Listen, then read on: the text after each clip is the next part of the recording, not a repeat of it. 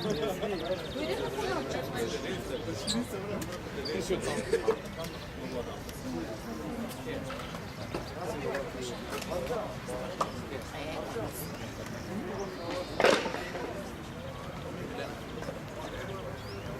почнеме, така?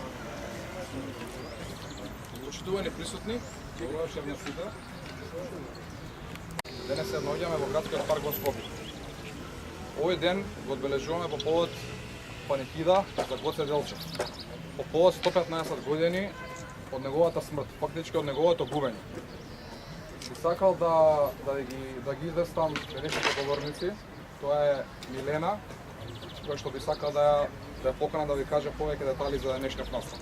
Милена, повеќе.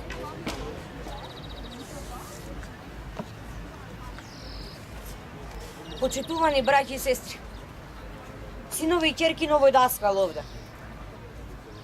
Носам црнина. Знаете зошто? Одам на една свадба. Ќе си ја погребам Македонија. Извинете. Требаше денеска да бидам мајката на Гоце Делчев. И кога одев наваму, си помислив колку пати историјата раѓала султана. Колку пати ја родила мајката на Александар Македонски, на Даме Груев, на Питу Гули, на Никола Карев. Но оние бранителине, што моето тетово го надоија со крв за јас денеска да живеам таму. Колку мајки се тоа во историјата. Зарем само султана го има роден овој даскал овде што не научи да си ја сакаме Македонија? Кој е предавник меѓу вас? Јазикот ќе му го исечам. Кој ќе си го предаде брата си? Главата ќе му откинам. Сведоштва. Ако почнеме да сведочиме, јас мислам дека катадневно ќе ни требаат 1000 години да го напишеме првиот том на нашето ни погребално евангелие што секој ден ни го менуваат кој како ќе стигне. Извинете, нема толку ни цвеќиња ни венци. А и да сакаме да ја посееме оваа Македонија со цвеќиња и венци, кај да згазнеме на коски ќе се сопнеме. Ќе се сопнеме на жива историја. Се сеќавам кога бев многу малечка. Имав 12 години отприлика. Прв пат отворив книга и ја видов монодрамата Султана од Ката Мисиркова Руменова. Фантастична жена. Мајка на еден од најголемите ни даскали. Што направила таа мајка, знаете? Родила синови и ќерки. Еден по еден ги испраќала да се одморат кај нивната вистинска мајка, мајка Македонија. Но што ни прави историјата? Сведоштва, Искариоти. Сите го знаете Јуда Искариотски, нели? Нема кој не го знае. Денеска имаме фантастичен пример за наш личен Јуда Искариотски. Извини Јуда, кај да си, ти си аматер, братко. Овој нашиот те зезнал 100%. Јуда ја врзал јамката, Јуда продал за 30 сребреници. Одиме понатак. Или предходно. Филип, најнабожниот, Филип Македонецот, на денот на венчавката на собствената ќерка, му подариле ал црвен карамфил директно во градите, тие што го предале неговите Искариоти. Во ред едно предавство. Сведочам за второ предавство. Слепи сме при очи, ќе останеме слепи при очи. Навистина, вид виделија не фативме. Оти слепите од Самуила ние ги предадовме. Да, ние ги предадовме. Не знам за колку, ама знам оти пак е за тие проклети и пусти пари. Самуил Македонецот замина да се сретна со Творецот и да си ги покани оние своите на собствената софра, а нашата Македонија повторно ги заспиваше своите чеда во својот скут. Само таму ќе ни се одморат коските.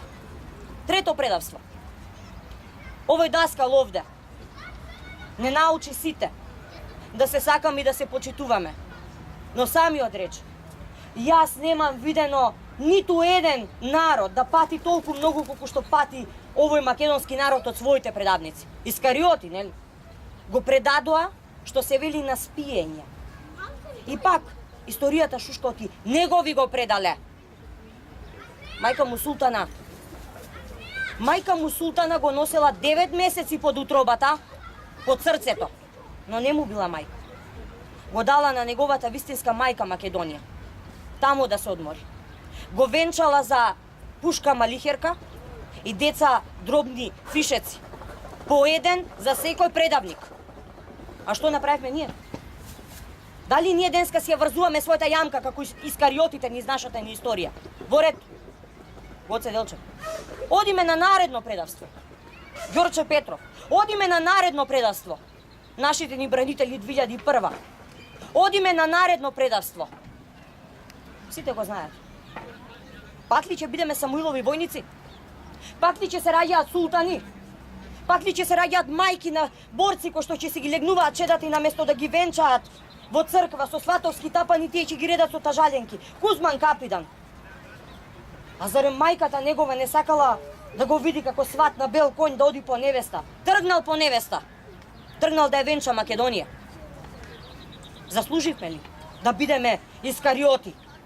Не.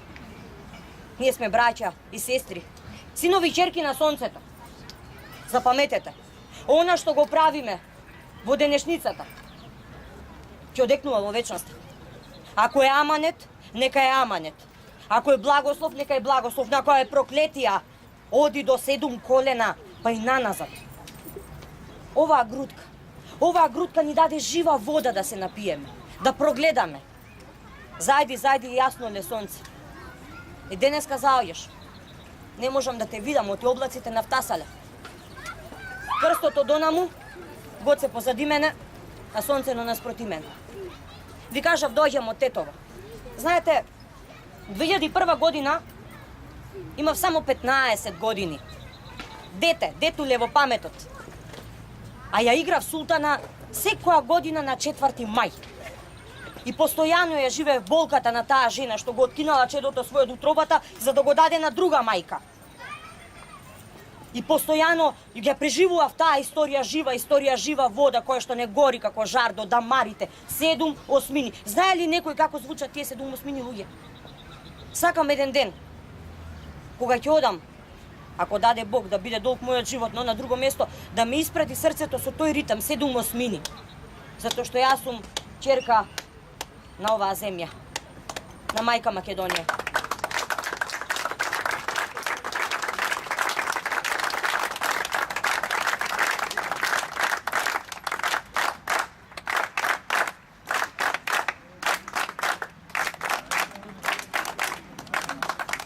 Не сакам да должам, од историјата ќе ме прополне, ќе заборавам некого, а потоа не сакам да ме следи проклетија 7 години и 7 поколенија и 70 по 7 пати. Но оваа библиска земја памет. Искариотите самите си ја врзаа својата рамка. Војводо, ми беше син скоро секоја година. Оваа година, Војводо, јас сум твојот ученик. Не го заборавам твоето дело. Брат и сестра нема да предадам. А ако се случи тоа, убиме со тој кубур и прободиме со таа каманика боли до Балчак, Војводо. Останувам доследна ќерка на сонцето. Онака како што ги заколнувам сите овие овдека. И запамети, од каде што изгрева сонцето, од таму изгрева и нашата Македонија. Носете ја таа светлина во очите. Од еден ден, сите ќе мораме да се одмориме во нејзиниот скут. Ќе седнеме на нејзината софра и ќе кренеме чаша во нејзино име. За веки векови нека е моја Македонија.